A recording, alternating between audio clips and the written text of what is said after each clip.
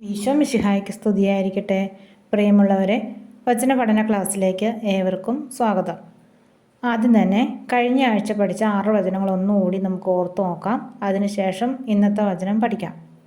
സംഖ്യ 23:23 യാക്കോബിന് ആഭിചാരം ഏൽക്കുകയില്ല, ഇസ്രായേലിനെതിരെ ക്ഷുദ്രവിദ്യ ഫലിക്കുകയുമില്ല. കൊളോസോസ് 3:21 പിതാക്കന്മാരെ, നിങ്ങളുടെ കുട്ടികളെ പ്രകോപിപ്പിക്കരുത്, പ്രകോപിപ്പിച്ചാൽ അവർ നിരുന്മേഷരാകും.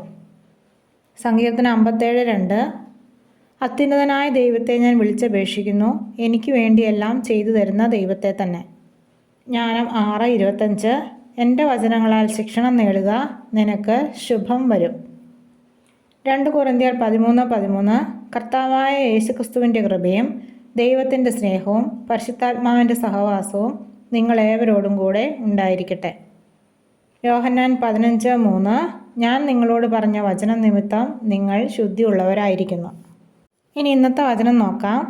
നിയമാവർത്തനം 4:7 നാം വിളിച്ചപേക്ഷിക്കുമ്പോഴൊക്കെ നമ്മുടെ ദൈവമായ കർത്താവ് നമുക്ക് സമീപസ്ഥനായിരിക്കുന്നത് പോലെ ദൈവം ഇത്ര അടുത്തുള്ള വേറെ ഏത് ശ്രേഷ്ഠ ജനതയാണുള്ളത്? നമുക്കിത് 3 പ്രാവശ്യം ഏറ്റുപറഞ്ഞ് പഠിക്കാം.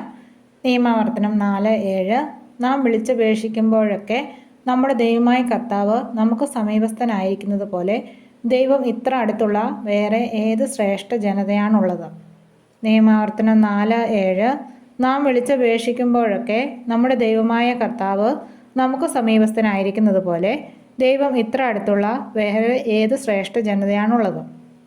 നിയമാവർത്തനം 4:7 നാം വിളിച്ചപേക്ഷിക്കുമ്പോഴൊക്കെ നമ്മുടെ ദൈവമായ കർത്താവ് നമുക്ക് സമീപസ്ഥനായിരിക്കുന്നത് പോലെ ദൈവം ഇത്ര അടുത്തുള്ള വേറെ ഏത് ശ്രേഷ്ഠ ജനതയാണുള്ളത്? എത്ര ഭംഗിയുള്ള വചനമാണ് അല്ലേ? ഈ വചനം നമുക്ക് ബുക്കിലേക്ക് എഴുതുകയും പഠിക്കുകയും ചെയ്യാം. മറ്റൊരു വചനവുമായിട്ട് നാളെ കാണാം. ദൈവം എല്ലാവരെയും അനുഗ്രഹിക്കട്ടെ.